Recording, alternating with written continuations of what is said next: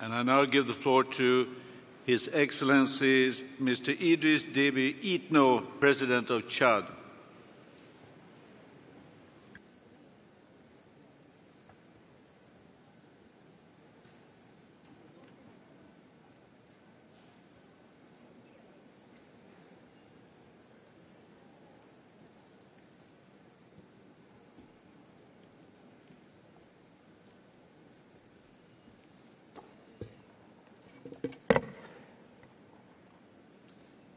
Monsieur le Président, Mesdames, Messieurs les chefs d'État et de gouvernement, distingués invités, je voudrais encore une fois de plus exprimer, à mon nom et au nom du peuple tchadien, au gouvernement et au peuple français, nos condoléances et les plus attristés, ce pays frère qui vient d'être frappé par la nébuleuse terroriste. Il y en a eu aussi d'autres pays au même moment où, après ces actions, ces mêmes pays frères qui ont connu les mêmes attaques. Je parlerai du Cameroun, bien sûr, mais aussi du Mali, du Niger, et que sais-je encore d'autres. La tenue de cette grande rencontre, quelques jours après la frappe du terrorisme ici à Paris, est un défi lancé au terrorisme. Je dirais bravo François Hollande, mon ami, bravo la France. C'est naturellement avec un grand intérêt que le Tchad prend part à la COP21, rendez-vous historique pour l'humanité tout entière.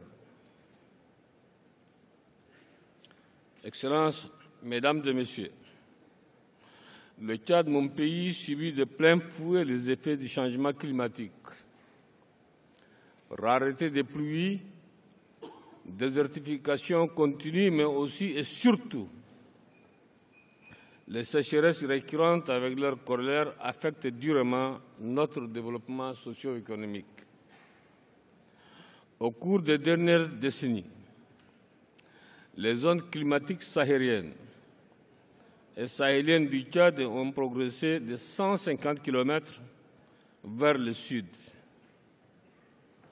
Il en a résulté une réduction des superficies agricoles et pastorales, provoquant le déplacement des éleveurs et agriculteurs vers des zones plus propices à leur activité, exacerbant la pauvreté ainsi que les conflits intercommunautaires. De même, la superficie du lac Tchad, qui était de 25 000 km² en 1960, est en moyenne aujourd'hui à 2500 km.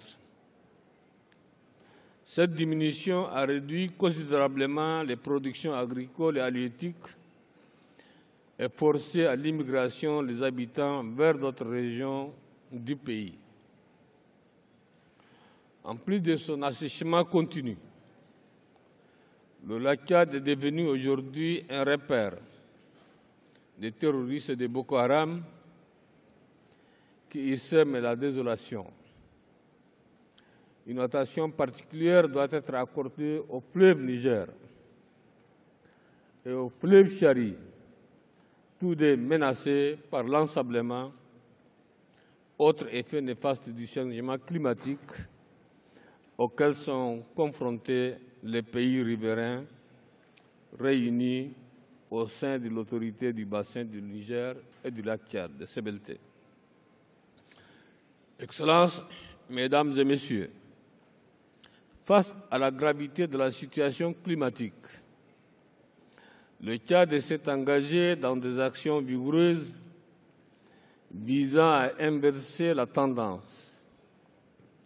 Nous pouvons citer, à titre d'illustration, l'institution depuis 1972 d'une semaine nationale de l'arbre la mise en place de ceintures vertes autour des grandes villes, l'interdiction de la coupe d'arbres verts et l'interdiction de la chasse.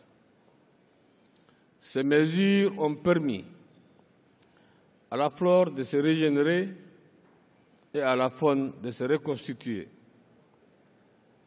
Sur le plan sous-régional, le Tchad participe activement en apportant une contribution financière substantielle à la mise en place de la Grande Muraille verte.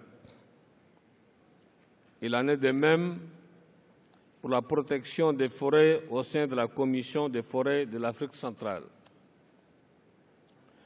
Notre engagement en faveur de l'environnement est tangible et irréversible.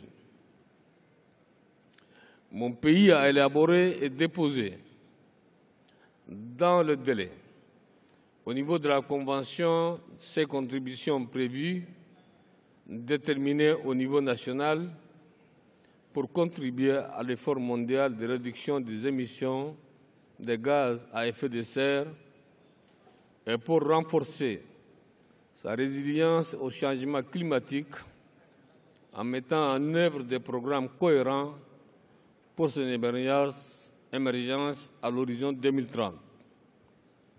Dans cette optique, le Tchad privilégie, dans la mesure de ses moyens,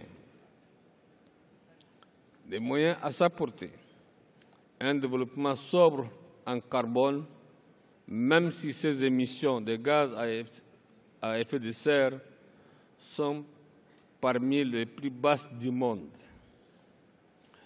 Le Tchad encourage également l'investissement dans des projets d'atténuation au bénéfice des populations locales à travers l'accès à l'énergie durable pour tous, la création d'emplois locaux, la réduction des impacts sur la santé et l'environnement, la réduction des inégalités, y compris le genre et le respect des droits humains. La contribution du Tchad en matière d'atténuation comporte un objectif inconditionnel et un objectif conditionnel, respectivement, pour une réduction de 18% et 71% par rapport au scénario de référence. Excellences, Mesdames et Messieurs, je voudrais réitérer notre soutien aux positions communes des organisations africaines, régionales et sous-régionales sur les questions clés, objet de la COP 21.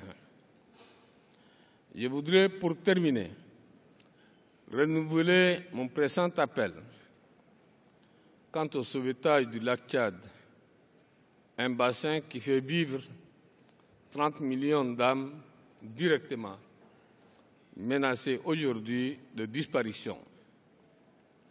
Je lance en même temps un appel pour des actions plus robustes en faveur du Sahel, dont les populations sont les plus vulnérables au changement climatique. C'est pourquoi je formule le vœu que cette rencontre au sommet trouve les compromis nécessaires pour mieux protéger notre environnement, donc notre avenir, l'avenir de l'humanité. Je vous remercie.